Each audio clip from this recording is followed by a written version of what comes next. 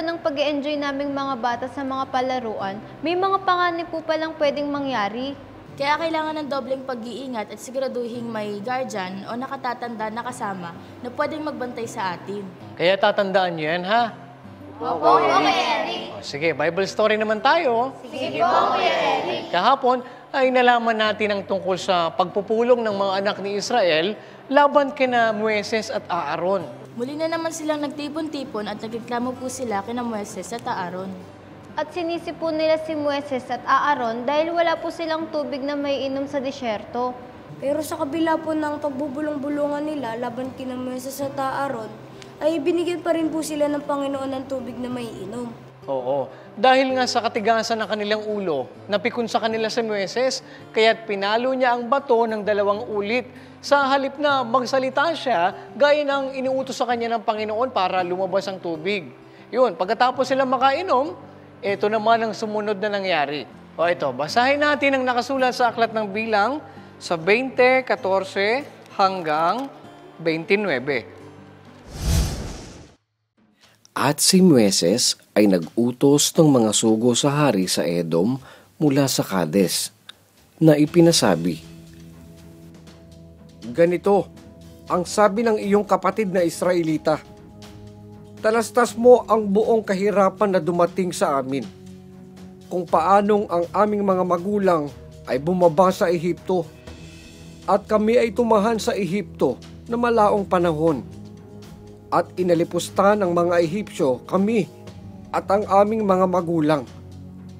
At nang kami ay dumaing sa Panginoon, ay dininig niya ang aming tinig. At nagsugo siya ng isang anghel, at inilabas kami sa Ehipto. At narito, kami ay nasa Kades, na isang bayan na nasa dulo ng iyong hangganan. Isinasamo ko sa iyo na paraanin mo kami sa iyong lupain. Kami ay manunuwid sa maluwang na lansangan. Hindi kami liliko sa dakong kanan, ni sa dakong kaliwaman, hanggang sa maraanan namin ang iyong hangganan. Huwag kang magdadaan sa aking lupain. Baka kita'y salubungin ng tabak." At sinabi ng mga anak ni Israel sa kanya, "Kami ay aahon sa lansangan, at kung kami ay uminom ng iyong tubig, ako at ang aking mga hayop ay pagbabayaran ko ang halaga. Pahintulutan mo lamang ako na makaraan ng aking mga paa na walang anuman. Huwag kang magdadaan." At si Edom ay lumabas laban sa kanya na may dalang maraming tao at may malakas na kamay. Ganito tumanggi si Edom na paraanin ang Israel sa kanyang hangganan. Kaya't ang Israel ay lumayo sa kanya, at sila'y naglakbay mula sa Kades. At ang mga anak ni Israel sa makatuwid bagay ang buong kapisanan ay napasabundok ng Hor. At sinalita ng Panginoon kay Moises at kay Aaron sa bundok ng Hor sa tabi ng hangganan ng lupain ng Edom, na sinasabi, "Si Aaron ay malalakip sa kanyang bayan, sapagkat siya'y hindi makapapasok sa lupain na aking ibinigay sa mga anak ni Israel, sapagkat kayo'y nagsipang himagsik laban sa aking salita sa tubig ng Meriba. Dalhin mo si Aaron at si Eleazar na kanyang anak, at isampa mo sila sa bundok ng Hor, at hubaran mo si Aaron ng kanyang mga suot, at isuot mo kay Eleazar na kanyang anak. At si Aaron ay malalakip sa kanyang bayan, at doon siya mamamatay."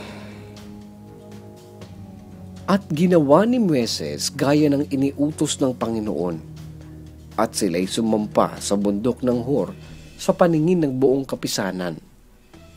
At hinubaran ni Moises si Aaron ng kanyang mga suot, at isinuot kay Eleazar na kanyang anak. At namatay si Aaron doon sa taluktok ng bundok, at si Moises at si Eleazar ay bumaba sa bundok. At nang makita ng buong kapisanan na si Aaron ay namatay, ay kanilang tinangisan si Aaron na 30 araw sa makatwid bagay ng buong sangbahayan ni Israel. Hindi po pala pinayagan ng hari sa Edom na makadaan po ang mga anak ni Israel sa kanyang lupain. Nakakalungkot naman po. At namatay po si Aaron sa taluktok ng bundok pagkatapos ng pangyayaring iyon. At tinangisan siya ng Israel ng 30 araw. Pero pagkatapos pumamatay ni Aaron, ano pong nangyari sa mga Israelita? Talagang interesado kayo ha? Sige, bukas God willing, yan naman ang ating matutunghayan. Kaya't huwag kayong liliban sa panonood ng Bible story. Mga bata, dapat ay lagi tayong mag-iingat, maging sa labas o sa loob man ng ating bahay. At sa ating paglabas ng bahay, huwag nating kalilimutang palaging magtagubilin sa Diyos dahil Siya ang higit na makapag-iingat sa atin. Ito, basahin natin ang nakasulat sa Aklat ng Awit 55 at 17. Sa hapon at sa umaga at sa katanghaliang tapat, ako'y dadaing at hihibik, at kanyang didinggin ang aking tinig. Maraming sakuna ang maaari nating masalunga sa daan, lalo na sa ating mga paglalakbay. Bukas, kung loloobin ng Diyos, aalamin natin ang mga safety tips while traveling. Ano-ano nga ba ang dapat ihanda kung tayo ay aalis ng bahay? Abangan nyo yan ha!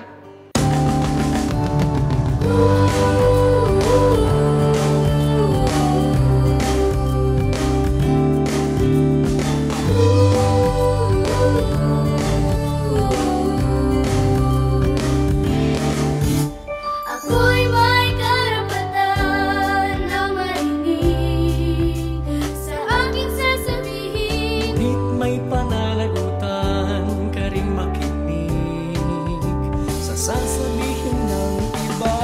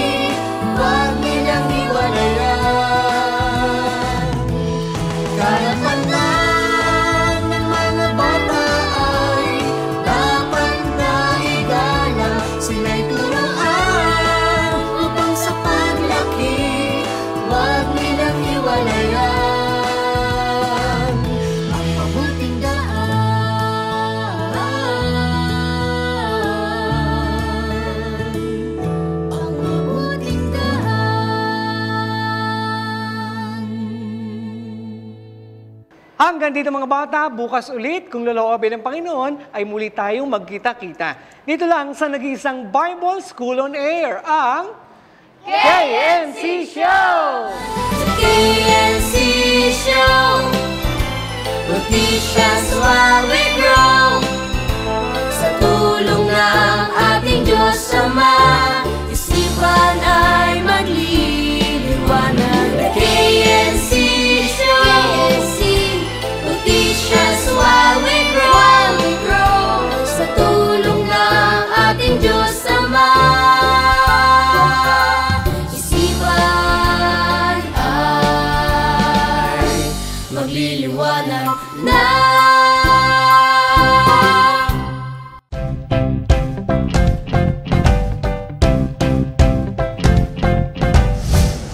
Di naman po masakit. Medyo naipat lang. Kaya kailangan ng dobleng Hindi po pala pinayagan ng hari sa Edom na... Ano-ano nga? Ano ba?